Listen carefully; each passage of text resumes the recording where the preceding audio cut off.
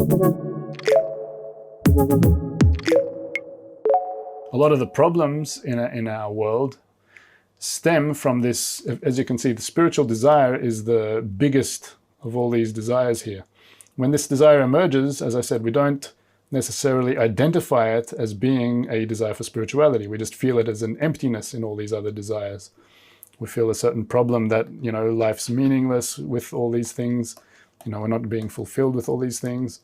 So one of the major problems in our world, specifically today, more than in any other era, is that this bigger desire is emerging here. And we don't get access to the spiritual information in time, and so we start turning to these other desires, trying to fulfill them in a much more excessive way.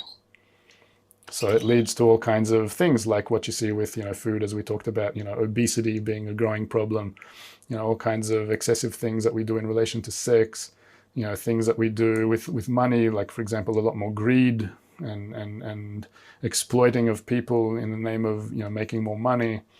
A lot of things that we do on all these levels, you can picture it. Simply because there's this excessive desire that's appearing in our period that's wanting more fulfillment, and if we don't get the method that leads it, that takes it by the hand and which lifts it up to really where it can get fulfilled, up here, so then it goes back to these things and makes a mess. For example, all these mass shootings happening recently, where does that come from ultimately at its root? Before you get into all kinds of branch reasons for it, like, before you talk about gun laws and all these things, ultimately it's this feeling of more and more meaninglessness, emptiness inside, where people, feel like the whole world around them isn't giving any pleasure, and thus human life also loses its value, and then they can go out and commit all kinds of things because they've lost that feeling of meaning and purpose.